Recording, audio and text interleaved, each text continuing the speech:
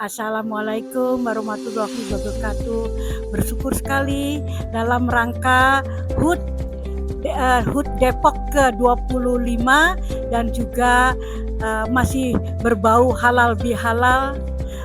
Graseka menyelenggarakan kolaborasi dengan Rumah Sakit Jantung Siloam.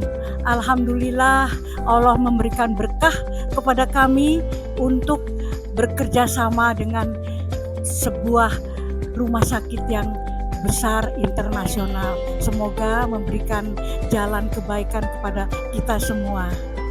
Kami dari Graseka mengucapkan selamat ulang tahun Kota Depok yang ke-25.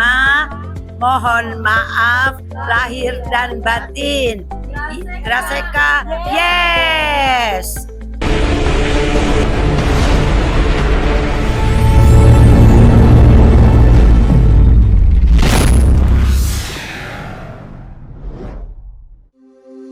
Assalamualaikum, selamat siang kepada lansia Graseka RW 10. Saya Dr. Gina dari Rumah Sakit Siloam Jantung Cinere. Terima kasih atas partisipasinya kepada kami mengikuti prestasi menjaga kesehatan jantung pada lansia. Semoga kiat-kiat dari kami bisa tersampaikan kepada para peserta dan bisa memperdulikan lagi bahwa pentingnya kesehatan jantung apalagi di usia di atas 60 tahun ya, terutama pada lansia. Masukan kepada peserta agar lebih rajin untuk medical check up dan screening minimal 6 bulan sekali dan menghindari faktor-faktor resiko yang bisa terjadi terkena serangan atau penyakit jantung seperti darah tinggi, gula, kolesterol, dan faktor-faktor lain yang bisa dicegah seperti pola makan dan gaya hidup tentunya ya, aktivitas dan istirahat yang cukup. Untuk di Rumah Sakit Siloam Jantung Diagram Cinere ini memang memiliki beberapa unggulan. Contohnya seperti yang bisa dilihat di sini ada layanan unggulan kami yaitu kateter restisi jantung, lalu juga ada pemasangan stent atau ring jantung dan juga penanganan gangguan irama jantung dan juga tentunya bedah jantung dan pembuluh darah seperti itu. Di Instagram kami juga ada sosial media Siloam Jantung Diagram, lalu juga di TikTok juga ada sosial media kami di Siloam Jantung Diagram. Mungkin bisa follow account TikTok dan Instagram kami untuk info-info terupdate, untuk ada promo di sana, lalu ada edukasi juga dari dokter-dokter kami.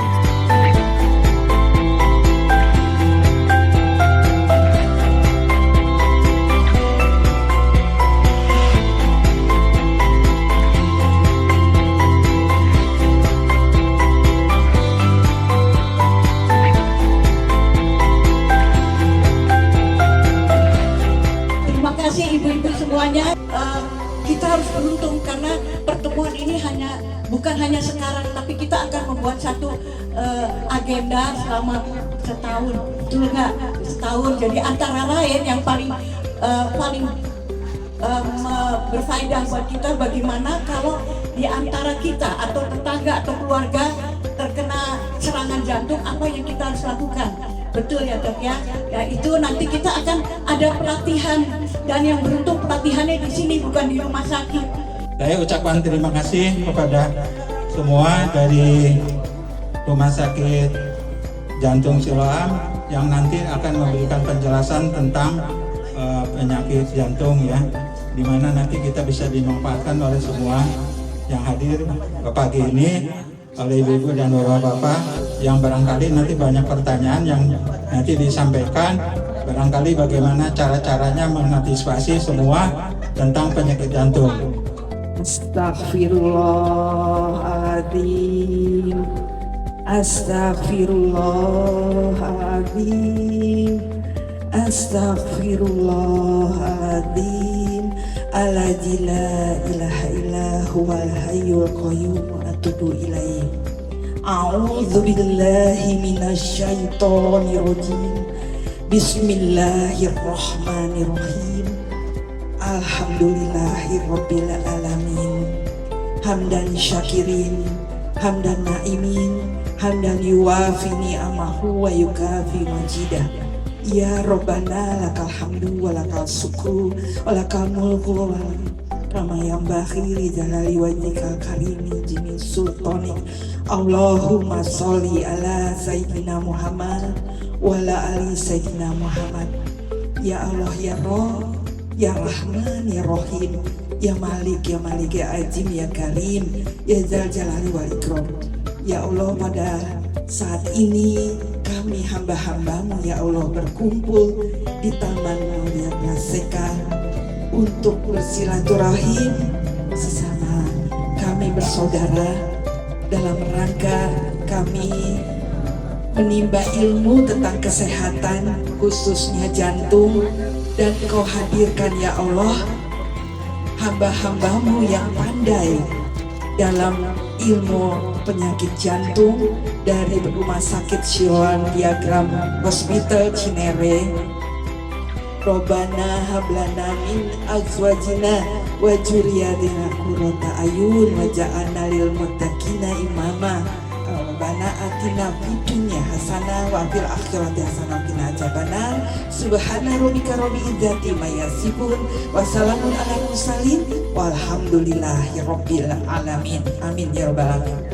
Sampailah kita pada puncak acara kita pada siang hari ini, yaitu dari Rumah Sakit Diagram Siloam akan menyampaikan perihal jantung dan kesehatan. Kami persilakan. Saya ucapkan pertama-tama terima kasih banyak khususnya kepada Ibu Cinta dan juga ibu-ibu yang lainnya yang berkenan untuk hadir pada pagi hari ini untuk melakukan kolaborasi, ya Bu, bisa kita sebut sebagai kolaborasi antara Rumah Sakit Jantung Diagram Cinere dan juga Graseka. Pada kesempatan untuk acara hari ini akan ada materi health talk atau kesehatan tentang jantung yang akan dibawakan oleh Dr. Gina pada hari ini. Nanti juga ibu-ibu dan juga bapak-bapak yang hadir berkenan untuk bisa, memang kalau ada pertanyaan bisa langsung ditanyakan saja secara bergantian. Nanti juga akan ada sedikit mungkin bisa dibilang konsultasi dari ibu-ibu dan juga Dr. Gina yang akan membawakan materi pada hari ini. Selamat pagi ibu-ibu dari Lansia Graseka RW 10. Oke. Saya Dr. Regina, biasanya dipanggil Dr. Gina. Saya adalah dokter umum di Rumah Sakit Siloam Jantung Cinere. Nah, kali ini saya mau ngebahas request dari ibu-ibu di sini menjaga kesehatan jantung pada lansia ya. Karena yang paling berisiko memang pada pasien-pasien lansia beserta juga dengan pencegahan dan tata laksananya seperti itu. Oke, jadi apa sih definisi lansia itu? Lansia itu adalah lanjut usia ya. Jadi lansia itu bukan penyakit. Memang itu adalah hal yang alamiah untuk lanjut usia itu. Jadi memang merupakan tahap lanjut dari suatu proses kehidupan yang ditandai dengan penurunan kemampuan tubuh untuk beradaptasi dengan stres lingkungan. Jadi bukan karena kita jadi menurun kemampuan tubuhnya, bukan berarti kita aktivitasnya juga menurun ya ibu-ibu sekalian ya. Nah, ini kita klasifikasi dulu. Lansia itu ada beberapa klasifikasi. Yang pertama itu ada pralansia. Mungkin di sini ada yang usianya 45 sampai 60 tahun itu sudah dianggap pralansia. Nah, yang dikatakan lansia atau lanjut usia adalah ketika usia di atas 60 tahun. Dan ada lansia risiko tinggi, adalah seseorang yang berusia di atas 60 tahun dengan masalah kesehatan. Masalah kesehatan bisa penyakit jantung, penyakit hipertensi, darah tinggi, stroke, dan segala macam. Dan ada lansia potensial. Artinya adalah seseorang yang di atas 60 tahun namun masih mampu melakukan pekerjaan dan kegiatan yang dapat menghasilkan barang atau jasa. Jadi masih produktif. Definisi sehat dari organisasi kesehatan dunia mengatakan adalah keadaan yang sempurna baik fisik, mental maupun sosial. Jadi tidak hanya terbebas dari penyakit atau kelemahan atau cacat itu dikatakan sehat, tapi juga harus sehat fisik, mental, ada gangguan demensi atau enggak, dan sosialnya juga apakah masih bisa beradaptasi dengan lingkungan, apakah kita masih bisa aktif mengikuti kegiatan dengan sesama. Adalah masalah kesehatan pada lansia yang saya cari di riset kesehatan tahun 2020. Yang paling sering itu adalah di hipertensi dan stroke. Kenapa? Karena seiring dengan bertambahnya usia, memang tekanan darah kita juga makin lama makin akan tinggi. Cuman kita bisa tahu apakah ini tekanan darah yang normal atau tekanan darah yang karena tidak terkontrol penyakit, disertai dengan penyakit jantung, penyakit gula, dan yang bisa berakibat stroke juga. Jadi yang paling di sini rentangnya adalah di hipertensi dan stroke di usia lansia ya, di 65 sampai 75 tahun ke atas. Bapak-bapak, ibu-ibu, ini adalah suatu penyakit yang memang akan kita alami seiring dengan bertambahnya usia. Yang pertama adalah gangguan kesehatan mata. Ya, mata makin lama makin bertambahnya usia, makin lama ada matanya bukan minus lagi, tapi gangguan refraksinya plus gitu ya. Memang jadinya jarak baca kita juga makin lama makin jauh gitu. Itu hal yang alamiah dengan masalah kesehatan. Kemudian ada gangguan pendengaran. Memang gangguan pendengaran juga sama dengan gangguan mata. Pendengaran kita juga semakin berkurang sehingga perlu diperhatikan gangguan pendengarannya dan perlu diperiksa berkala gitu ya. Kemudian penurunan stamina dan energi sudah pasti, karena kan definisi dari lansia sendiri kan adalah penurunan produktivitas dan tenaganya juga, sehingga memang itu adalah hal yang wajar. Kemudian tekanan darah tinggi yang tadi saya bilang, jadi elastisitas pembuluh darah kita kalau udah lansia itu memang pasti nggak elastis lagi, jadi memang pasti batas tensi kita juga makin lama makin tinggi. Kalau normalnya kan di bawah 120/80, kalau lansia itu di bawah 140/90, jadi batas ambangnya itu lebih tinggi dibanding yang usia produktif seperti itu.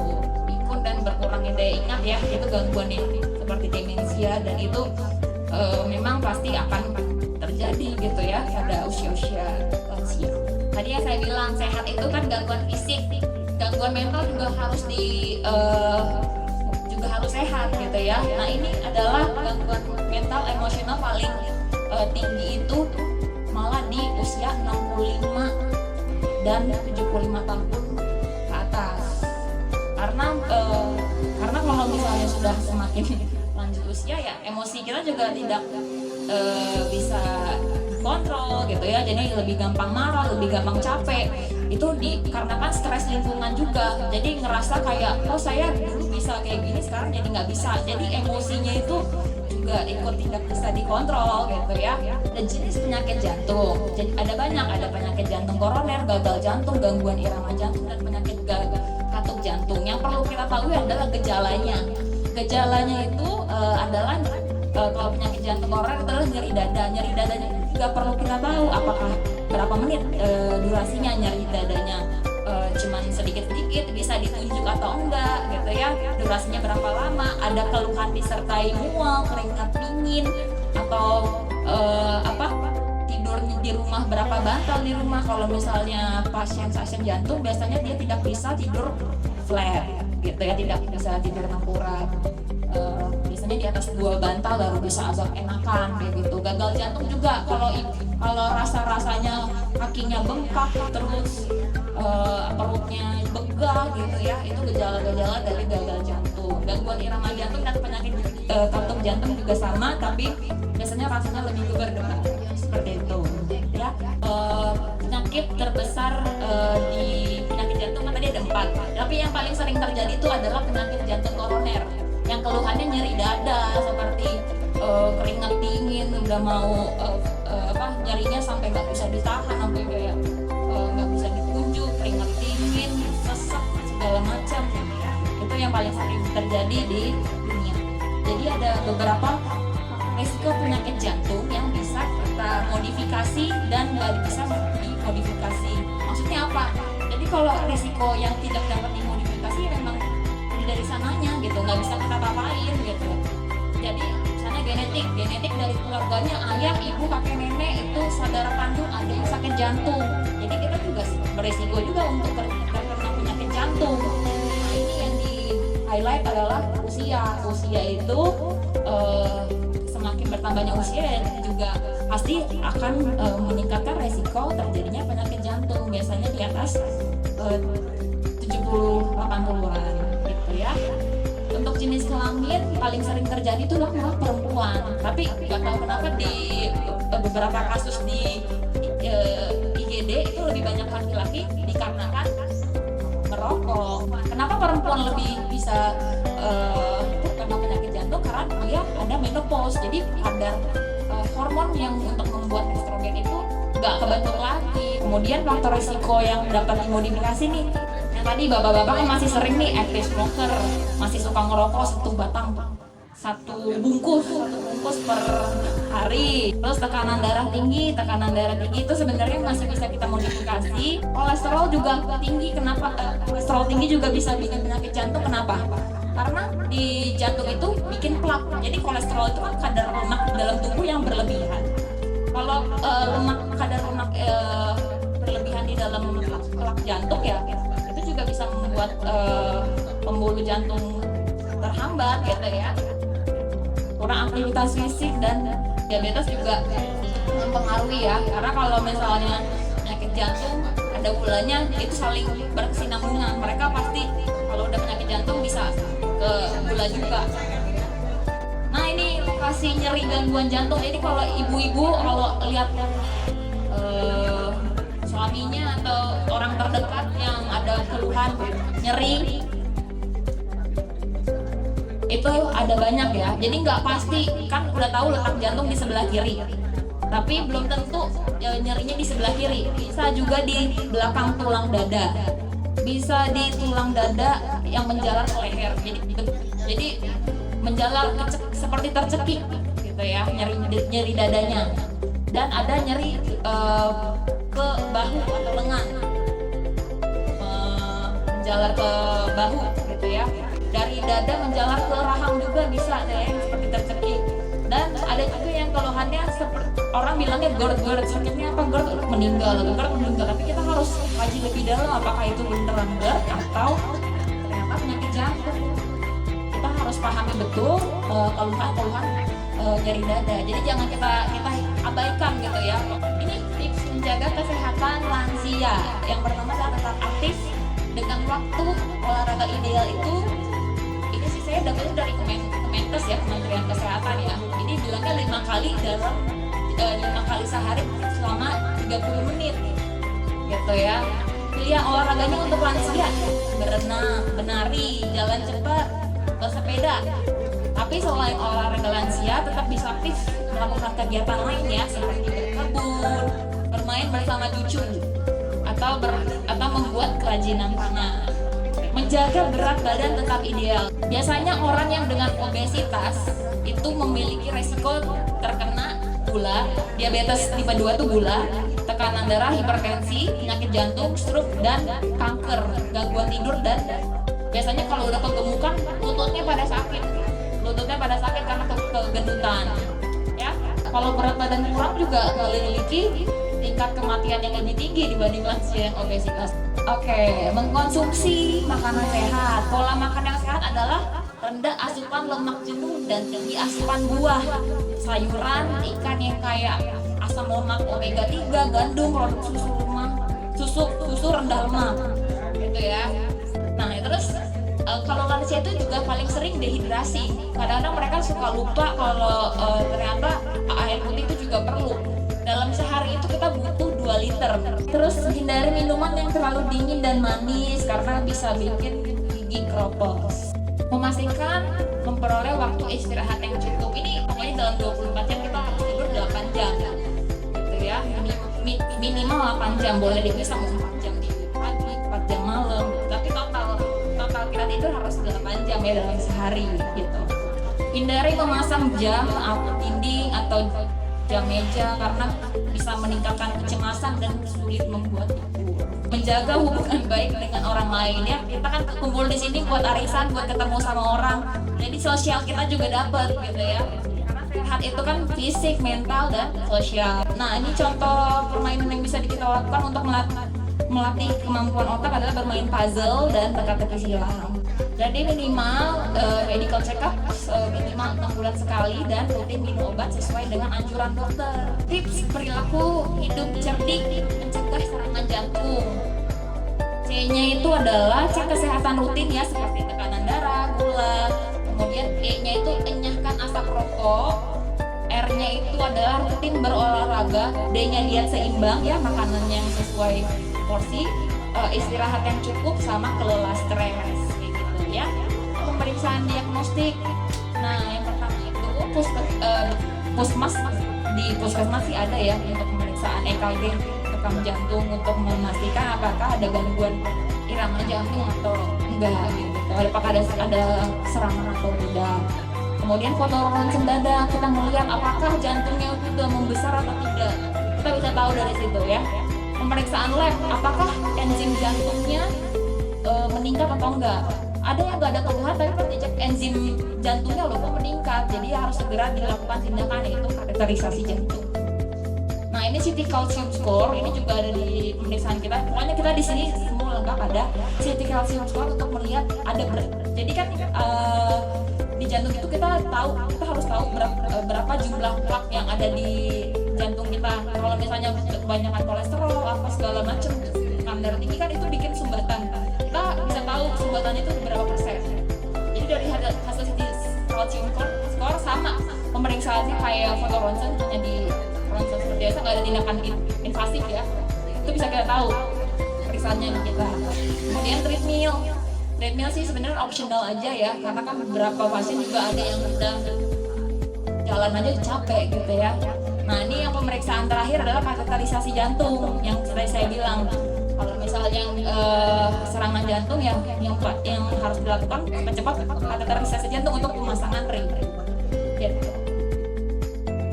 Cara mengetahui apakah jantung sehat atau tidak, yang pasti itu ya tekanan darahnya kita naikin jadi kurang dari 140/90. Denyut nadi kita sebenarnya kita bisa cek sendiri ya. Di sini udah tahu ya.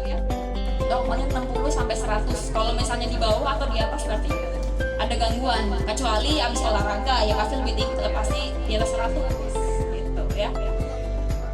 Kalau ada keluhan berdebar, kita cek dulu, takutnya nadinya di bawah 60 dan bisa sampai pingsan kayak gitu ya, keluhannya bisa berdebar atau pingsan. Nah, ini medical check up-nya pria karena udah banyak yang merokok jadi di ambang batasnya di 40 ya. Wanita pasca menopause 50, sama usia muda dengan faktor risiko genetik yang dari ayah ibunya memang ada jantung, itu screeningnya lebih cepat lagi 20 tahun, di atas 20 tahun. Nah, ini dia adalah dokter spesialis jantung, namanya Paul Gottlieb. Dia itu mengatakan bahwa penyakit jantung sebelum usia 80 tahun adalah kesalahan kita, bukan kehendak Tuhan atau kehendak alam. Jadi sebenarnya jantung kita itu masih kuat, belum ada penurunan kalau belum 60 tahun. Jadi kalau misalnya ada yang terkena jantung masih 40-an, 50-an, berarti itu kita lihat lagi dari faktor risikonya, apakah dari faktor risiko yang tidak bisa dimodifikasi atau dapat dimodifikasi gitu. Oke, sekian dari presentasi saya, semoga bahasanya cukup dimengerti ya. Mungkin dari ibu-ibu ada yang mau bertanya. Saya mau bertanya nih dokter, saya kan kalau jalan pagi maksudnya rutin sih, ya paling enggak seminggu tuh ada 4 kali gitu jalan pagi. Tapi kalau bisa jalan pagi itu ya kalau datar saya kuat gitu, tapi kalau udah mulai menanjak itu saya agak sakit di sininya. Terus saya agak pelan-pelan jalannya gitu. Tapi kalau misalnya ini ya datar gitu ya boleh diadu deh, boleh cepet gitu bisa gitu. Apakah itu tanda-tanda jantung ya? Jadi memang kalau memang sudah rutin berolahraga, apalagi udah 4 kali seminggu ya, 4 kali seminggu jalan datar, sebenarnya yang penting adalah kita harus medical check up dulu. Apakah itu memang jantung atau enggak, dan durasinya Durasinya itu apakah habis olahraga aja atau cuma sebentar aja atau terus-terusan sampai kayak udah istirahat masih aja ada keluhan nyeri. Nah itu yang perlu kita himbau. Ada nggak sih makanan-makanan tertentu yang bisa menjaga jantung supaya jadi lebih baik gitu dari sebelumnya?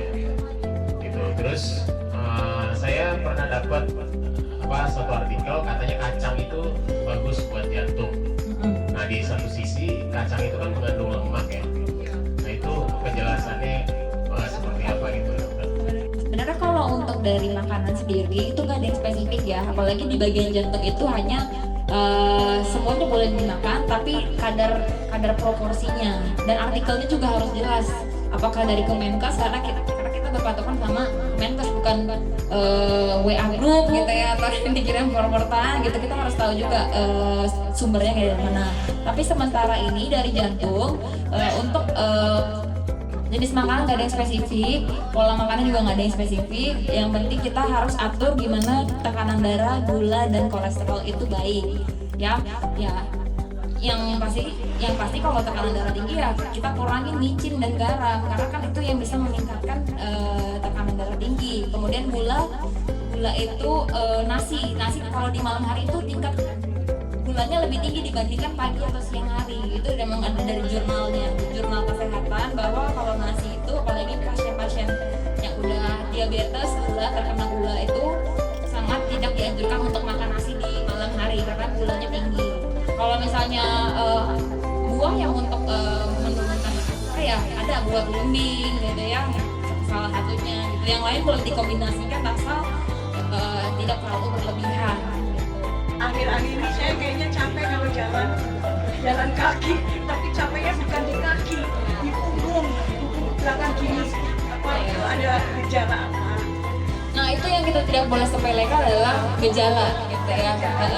Gejalanya kadang-kadang nggak ada. Jadi gini, kalau dokter ya, kalau ada gejala kita sembuhin gejalanya. Tapi kalau ada hasilnya tapi tanpa gejala kita tetap obatin labnya. Gitu ya.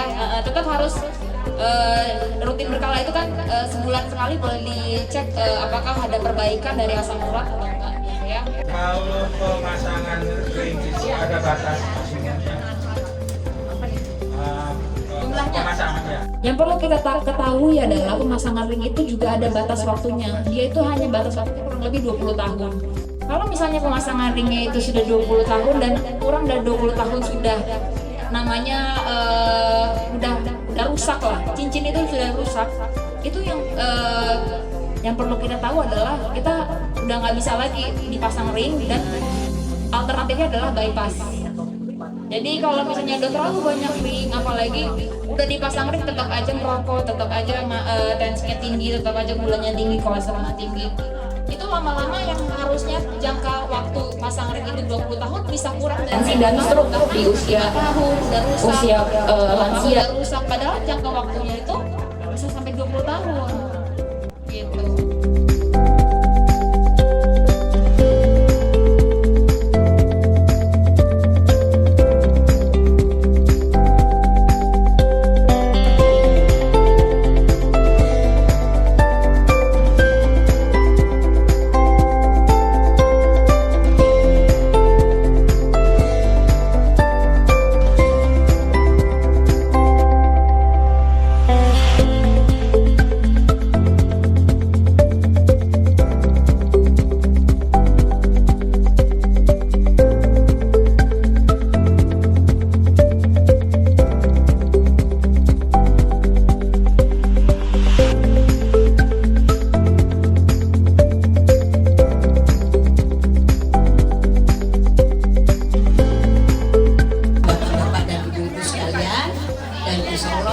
Lain kali kita akan berjumpa lagi, dilanjutkan dengan acara arisan dan makan santap siang bersama.